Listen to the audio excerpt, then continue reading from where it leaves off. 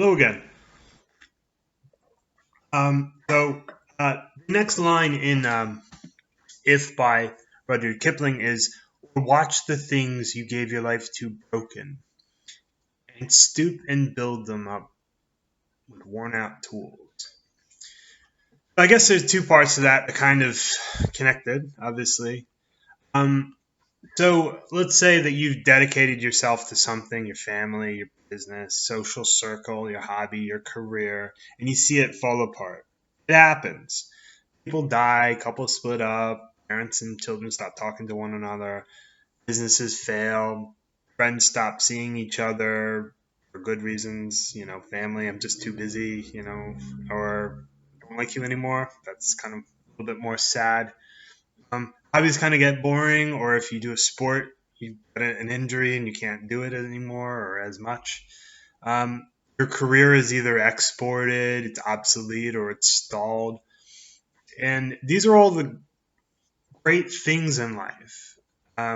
They make life worth living, and they all hang on a thread. And we forget how precarious everything is until it all falls apart. Um, it's sad, but as the Stoics say, and we've discussed this in previous videos, that if you let things break you, you will be a broken person. So don't let anything destroy you. And I'll say this: living the shell, like personally, living a shell of a life doesn't sound like fun. And I've been there where there's no hope, nothing to look forward to. All you can do is listen to the echoes of things in the past, of broken promises, expectations that fell apart. People stop talking to you because it they're either too busy or they see that you're in a pit in your life. You're in a rut, and they think you're bad news. You've got some kind of bad mojo on you, and they don't want it rubbing off on them. People will abandon you for the silliest of reasons, sometimes for good reasons, for their own reasons. They might not be good or bad, but they are reasons. Like I say, relationships fall apart, feelings die, that kind of thing. And this is what happens when you see things that you've given your life to, and you see them broken. And the thing is that what you can do is you can sit there and cry about it, or you can try to mend your life. So you've got to be able to pick up the pieces, debris of your life, try to cobble something together. It might not be what you originally planned. It might not be as amazing as what you planned, but you got to do something. Otherwise, it's better than sitting in bed doing absolutely nothing.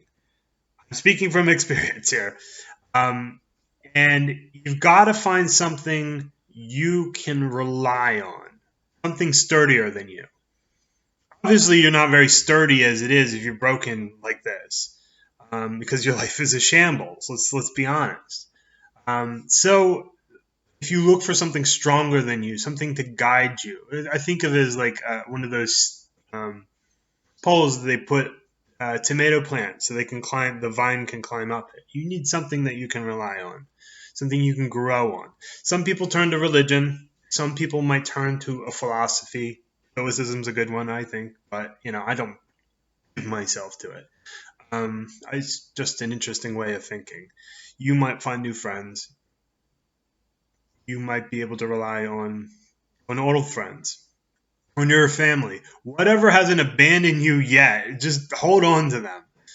And then whatever you can do to sort of help, it's like getting up in this chair. So like in this chair, I've got armrests here, right? And I push down on them to lift myself up. Obviously, I don't mean any harm to this chair, but I need something to help, somebody grab your hand and they help lift you up. That's what you need in life. Um, so, I mean, if it's a relationship that fell apart, I would say you got to give yourself a bit of time. Uh, from me personally, yeah, you need some space. I wouldn't, if you are the type of person that needs a lot of time to get over a relationship, if you know that already, that you're already a step ahead because you know exactly what to go through. Um, if you don't really want to miss a meet, it's not really fair to the next person if you don't want to miss a beat. You just, like, the next day you go looking for somebody else. That's not fair to the other person. Likewise, I understand. So in a past relationship, it took me, like, so 2 relationships ago, it took me 2 years to find somebody else. And then when the next relationship fell apart, maybe within 2 or 3 months, it was a bad relationship. Within 2 or 3 months, I knew I was ready because it was so bad. I thought, like, I'll give somebody else a try, and it worked out, and I'm married to her. So it does work out. Something will work out. As long as you're not an asshole or a recluse, someone else will come around. You just have to make yourself available. And by this, I mean, don't send a life email. What I mean is, this is something my wife does. Well, you want something from someone. So you send an email. Like, no, no, no, no, no. No one answers emails. They just go into a folder and they just disappear, especially if it's a big business or a doctor's office. No emails. Nobody ever answers these emails. If they do, it's like months later when it doesn't even matter anymore. So don't send an email in life. Don't go look, don't, you have to be active. You have to be very active in this if you want something. You're going to have to turn over a lot of stones to find something underneath there. I won't go too far, belabor the point. But the point is that you have to be very active in this. And it's especially hard for people who feel broken. And they do feel like they have had recent experience of negative consequences in relationships. I don't want to go through that again. Well, that's the price you pay. And you will stumble across people, and the thing is, you just have to be ready to get up to make that phone call, show up in an office and say, look, I'm here, I need to talk to you. And as far as relationship is concerned, you have to be a little bit more proactive. I hate that term, but that's the only one that fits here. You have to be the one who makes things happen rather than, I sent an email, I'm still waiting. The thing is, I know you don't want to push people for answers, but, as far as relationships, I'm probably going to be talking about women here, but if you want to find a woman, make sure that you're something that a woman wants, and so that means building up who you are. Make yourself interesting. If you speak another language, if you can cook, if you have a really interesting job, if you can tell stories, if you're a good person, anything, just then make yourself attractive. It doesn't mean like, obviously my wife kind of settled here as far as the looks are concerned, but you have to make a woman laugh. You have to make a woman food. At least if it's a food-oriented woman, mine is. If you can cook, it doesn't taste like crap. You're already a step ahead. You make her laugh, and then you are a genuine person. You take care of little kitty cats like Lucy here. Then people will see that, and women love men who love animals. They do. Anyway, so you got to be something that somebody wants. And then to build on that. Go out there and say, I'm going to do better than that one. I'm going to do better than the last one. I'm going to, I'm going to swing for the fences here. And if I strike out 1,000 times, I will hit a home run once, And that's what you need. It's not a very good tactic in baseball, but it's a very good tactic in life. So anyway, if your career has stalled, has fallen apart, this has happened to me too. This is not me talking out of my ass. This is straight from my own experience. If you found that your career is stalled, it's falling apart, you just find something that you're good at, and then go where those jobs are. No one will answer you for a long time. You have to beef up that resume like a mother. Basically, this is what I do. So I have a degree in economics. I have 2 degrees in economics. Nobody's looking for degrees. Nobody cares what you did in school. they might get you entry level jobs, but if you're looking for something more than $2 an hour, no one wants to talk to you unless you've done something.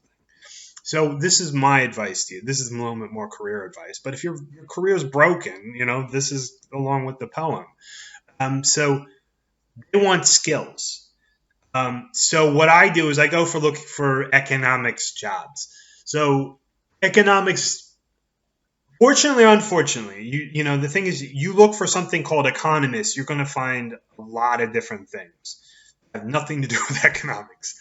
I've got jobs. They have these job search finders. They just email you stuff. I got jobs for like being an elephant vet in Siam. I'm like, first of all, I'm not an elephant vet. Siam is not even a country anymore. And third of all, no, So it's just you have to go where the jobs are, and you're not going to find them right away. You're going to find what they want. So what I did is I went to all the jobs. This was during the pandemic, so nobody was hiring. So I looked at old jobs, and I found, okay, they want you to be able to do Microsoft Excel. Okay, I already know how to do that. I can get better at it. I already know how to do it. They want you to do some kind of statistical programming. So I already knew SAS. I already knew Stata. So I learned R. R is just kind of like a freebie version of Stata. I'm not going to bore you with the details, but I got another skill, and I did I did this course on index. That's another issue. I think they've changed the way they've done things. I'm not that happy with it. But when I did it, it was really good. It was this guy from Harvard. He taught you R, but he also taught you data science. A lot of it's just statistics and running regressions off of data. If you're not into that, it's boring. It's another skill. Put that on the resume. Put that on the LinkedIn profile. And then go on to the next thing. Now I'm doing Python. Now I just found a job, mostly because I did those things. And people, the thing is, that's what they're looking for. These recruiters actually do look through LinkedIn. LinkedIn's the best thing for this. So anyway, that's a little beside the point. But the point is that you got to be able to find, your career's stalled, you're miserable, everything sucks in life. You got to find a way just to find that energy and get a win under your belt. Even if it's the simplest class, like a very basic Excel class. I can do Excel now. I can do some basic formulas. Okay, what's next? I can do VLOOKUPs. If you don't know what those are, they are a giant pain in the ass until you get it, and then they're easy as hell. It's just like that. I bang my head against a wall for hours till I got it, and then I can do it in my sleep. So anyway, the point is that you have to find a way to build yourself into a better person, and this bleeds over into other areas of your life. You find confidence in your personal life. It has nothing to do with Excel. It just has nothing to do with Excel. But the fact is, you got a win under your belt. You're looking for more. You get greedy. So anyway, friends come and go. This is another thing that your life kind of falls apart. Friends come and go. And especially in the modern world, people move around. I'm not even going to start on how many places I've lived in, different areas, different time zones, different zip codes, different countries I've lived in. But so you move around. It's hard. You're not setting up roots. You're living like a gypsy. It's frustrating because you can't really make friends. You might make friends at work, but they're sort of, as soon as you leave, the friendship kind of withers. If you find yourself alone, I would say I had to do this because I didn't want to annoy the crap out of my wife. I didn't want her to be everything to me, and it's because it's not fair for her to be all things to me. I needed some sort of boon in the rest of my life. So I joined judo. Judo is a martial art. That did it for me. That saved my life. And I wasn't amazingly close to these people, but they were genuine people. It was nice to have a beer after class, have a chat, talk about more judo, talk about other things, whatever.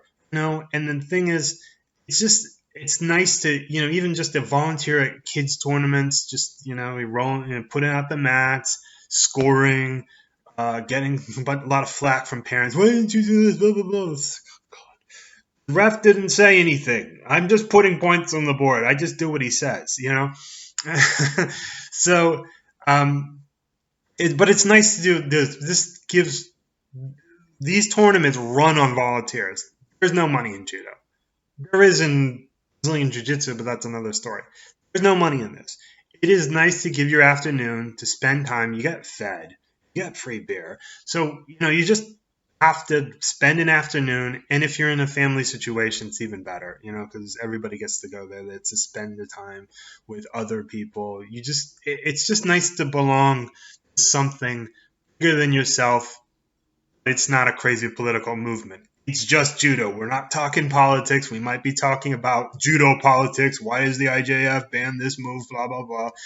It really doesn't, in the grand scheme of things, it really doesn't matter because you're playing at the club level and you can do anything at the club level as long as your sensei is cool with it. But it's building up your social life, and my wife didn't have anything to do with it. She had a free afternoon. She needs her alone time. I have enough alone time as it is. I need to get outside and make sure that people know that I still exist, kind of thing. That's what I'm talking about. Building up the things you gave your life to, and just broken tools. You don't know what you're doing. I'll skip any corny analogies, but you need to put something together. Otherwise, you're going to be a miserable little shit. I've been there. I've been on both sides of the fence, and to be honest with you, it's better to be better. So anyway, I'll leave it there.